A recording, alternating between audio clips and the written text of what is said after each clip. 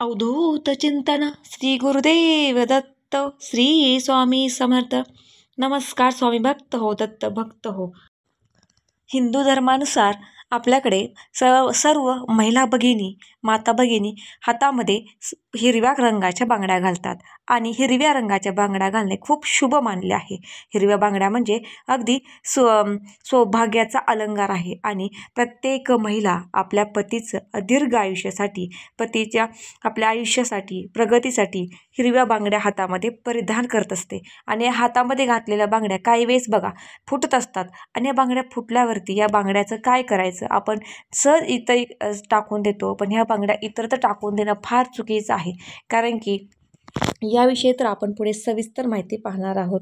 आणि या बांगड्या फुटलेल्या बांगड्यांचं काय करायचं आणि बांगड्या कोणत्या रंगाच्या घालाव्यात. बघा, बांगड्या शक्यतो सुवासिनीनं हिरव्या रंगाच्या घालाव्यात, कारण की आपला सौभाग्य अलंकारामध्ये सुद्धा बांगड्यांचा समावेश आहे. त्यामुळे हिरव्या बांगड्या घालणं खूप शुभ मानलं जातं.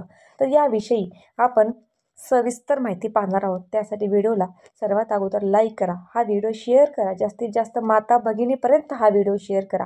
आणि जर व्हिडिओबद्दल काही माहितीबद्दल काही शंका वाटल्यास व्हिडिओ पूर्ण पहा आणि व्हिडिओ पूर्ण पाहून झाल्यानंतर शेवटी जर काही तुम्हाला शंका वाटल्या तर नक्की कमेंटमध्ये सांगा. तर सर्वात अगोदर आपण पाहूया बांगड्या का घालाव्यात. बघा, बांगड्या सुवासिनीच्या हातामध्ये एक तरी बांगडी असावी, किमान काचेची तुम्ही हिरवी बांगडी एक तरी घालावी. बघा, ही आपल्या साज शृंगारामध्ये, सौभाग्य अलंकारामध्ये हिरव्या बांगड्यांचा समावेश होतो. आणि आपल्या पतीच्या दीर्घ आयुष्यासाठी आपण महिला हिरव्या बांगड्या घालत असतो. अलीकडच्या काळामध्ये बघा, अलीकडं महिला वर्ग सर्व्हिस करतात किंवा काय फॅशन म्हणून बांगड्या घालणं पसंत करत नाहीत किंवा बांगड्या घालत नाहीत. घातल्या तरी कंगण किंवा एखादा कडा अशा प्रकारचे घालतात. पण हल्ली फार कमी महिलांच्या हातामध्ये आपल्याला हिरव्या बांगड्या काचेच्या पाहायला कमी मिळतात. पण हीच पद्धत जर आपण गावाकडे पाहायला गेलो तर अगदी महिला अजूनही हात भरून बांगड्या घालत असतात. पण ह्या बांगड्या आपल्याकडून काही वेळेस फुटतात पण, तर त्याचंही काय करायचं तेही पाहूया. पण बांगड्या घालाव्यात तर हिरव्या घालाव्यात आणि किमान प्रत्येक सुवासिनीनं एक तरी काचेची बांगडी, छोटी का होईना काचेची बांगडी आपल्या हातामध्ये घालावी. बघा, शास्त्र असं सांगत आहे की बिना काचेची बांगडी, हिरवी बांगडी जर स्त्रीच्या हातामध्ये नसेल तर तिला पूजा करण्यामध्ये सक्त मनाई आहे. बघा, तुम्ही जर स्वामी भक्त असाल तर तुम्हाला बऱ्याच महिलांना हे माहीत असेल की दुर्गा सप्तशतीचे पाठ करताना किंवा अजून आपण बघा श्री गुरुचरित्र ग्रंथाचं सुद्धा वाचन करताना आपल्याला हातामध्ये काचेच्या हिरव्या बांगड्या असणे बंधनकारक आहे. त्या ग्रंथामध्ये स्पष्ट उल्लेख केलेला आहे की हातामध्ये काचेच्या बांगड्या आणि कपाळी हळदी कुंकू असणे गरजेचं आहे. तेव्हाच आपण त्या पारायणाला, या ग्रंथ वाचायला सुरुवात करायची असते. हे जे स्वामी भक्त आहेत किंवा ज्यांनी दुर्गा सप्तशतीचे पाठ केलेले आहेत किंवा गुरुचरित्राचं ग्रंथाचं पारायण केलेलं आहे, त्या व्यक्तींना नक्कीच ह्या गोष्टी माहीत असतील. बघा, आपण जेव्हा ओटी भरतो, आपल्या कुठल्याही कुलदेवीची ओटी भरतो किंवा आपण तुळशी मातेचा विवाह करतो, त्यामध्ये सुद्धा हिरव्या बांगड्याचा समावेश असतो. आणि आपल्या कुलदेवीची ओटी भरतो किंवा कुठल्याही देवीची आपण ओटी भरतो, त्यामध्ये आपले 16 शृंगार असतात आणि त्यामध्ये बांगड्यांचा सुद्धा समावेश असतो. हळदी कुंकू सोबत हिरव्या बांगड्यांचा समावेश असतो. कारण की बघा, साक्षात माता लक्ष्मीची, देवीची आपण ओटी भरताना त्यामध्ये बांगड्याचा समावेश असतो. त्यामुळे आपली घरातील एक स्त्री, ती सुद्धा एक लक्ष्मी आहे, आपल्या घरची लक्ष्मी आहे. आणि या लक्ष्मीच्या हातामध्ये बांगड्या असणं खूप शुभ आहे. जेव्हा लक्ष्मी कपाळी कुंकू, हातामध्ये बांगड्या घालेल तेव्हा ती खऱ्या अर्थानं लक्ष्मी असते. पण आजकाल महिला कुंकू लावणं पसंत करत नाहीत किंवा बांगड्या घालणं पसंत करत नाहीत. आजकाल कुंकूसुद्धा अगदी पहिल्यासारखे ओरिजिनल मिळत नाहीत किंवा केमिकलवाले कुंकू मिळत, त्यामुळे महिला कुंकू लावणं पसंत करत नाहीत. पण कपाळी छोटासा का होईना कुंकवाचा टिळा लावणं फार गरजेचं आहे. त्याचबरोबर आपल्या हातांमध्ये हिरव्या काचेच्या बांगड्या घालणं सुद्धा खूप महत्त्वाचं आहे. अजूनही बऱ्याचशा महिला घालतात, पण काही महिला घालत नाही. पण आवर्जून मी सर्वांना सांगू इच्छिते की आवर्जून महिलांनो एक तरी आपल्या हातामध्ये आपल्या सौभाग्यासाठी, आपल्या सुखी संसारासाठी आपल्या हातात एक काचेची बांगडी अवश्य घालावी. आपण देवी देवतांची पूजा करत असाल तर नक्कीच आपल्या हातामध्ये काचेची बांगडी असणं खूप गरजेचं आहे. आणि ही बांगडी बघा ज्यावेळेस आपल्या हातातून फुटते, काही ना काही बघा काचची बांगडी काही ना काही कधी ना कधी बांगडी फुटते, पण आपण सहज इकडे तिकडे टाकून देतो.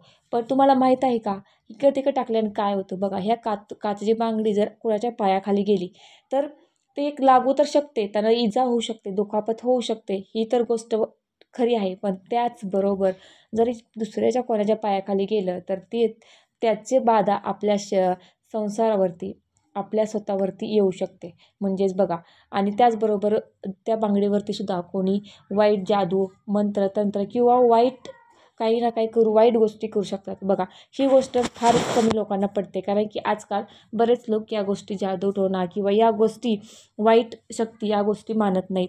पण आपण मानत नाही, पण करणारे पुढच्या व्यक्ती असतात आणि ते ह्या संधीचं सोनं करतात. म्हणजेच आपल्याला पटत नाही म्हणून ते व्यक्ती करायचं सोडून देत नाहीत. त्या व्यक्ती करतच राहतात, त्या वाईट शक्ती करतच राहतात, वाईट गोष्टी करत राहतात आणि त्याचे परिणाम आपल्याला भोगावे लागतात. बघा, ज्यावेळेस आपल्या घरामध्ये अकाली भांडण म्हणजे काही कारण असताना वादविवाद होणे, चिडचिड होणे किंवा पैसा येतोय पण टिकत नाही किंवा माता लक्ष्मी आपल्या घरामध्ये स्थिर नसते, बऱ्याचशा गोष्टी असतात आणि त्याचे शारीरिक मानसिक परिणाम आपल्याला भोगावे लागतात.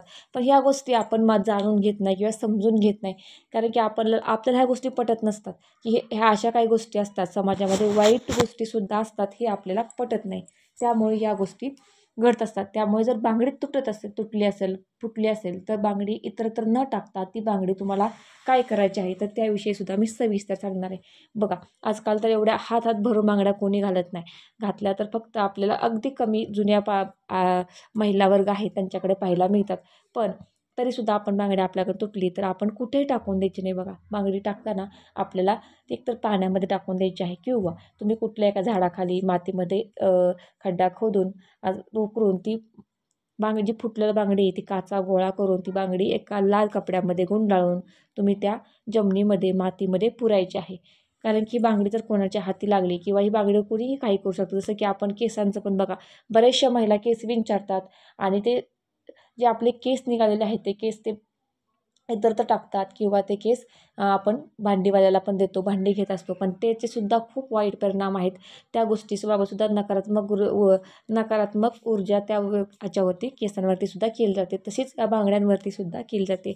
आपलं सौभाग्याचा अलंकार आहे आणि आपण बांगड्या आपल्या हातात घालत असतो, त्यामुळे आपल्या शरीरातले जे काही त्याला आपलं शरीर टच होत असते, त्यामुळे आपल्यावरती नक्कीच या गोष्टीची वाईट बाधा, वाईट शक्ती करणाऱ्या व्यक्ती असतात. आपल्या वाईटावरती कोणी ना कोणी असतंच बघा.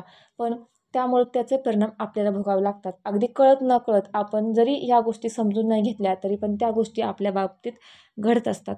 त्यामुळे ज्या महिला बांगड्या घालत आहेत काचेच्या, त्यांनी काचेच्या बांगड्या इतरत्र न टाकता तुम्ही पाण्यामध्ये सोडून देऊ शकता किंवा तुम्ही जमिनीमध्ये पुरू शकता. आणि ज्या महिला बांगड्या घालत नाहीत त्यांनी आवर्जून एक तरी बांगडी घालावी, किमान काचेची एक तरी बांगडी घालावी.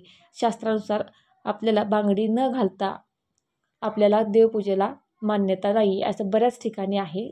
त्यामुळे तुम्ही आवर्जून बांगडी घाला. बांगडी घालत असाल तुटलेल्या बांगडीचं काय करावी याविषयी सुद्धा मी माहिती सांगितली आहे.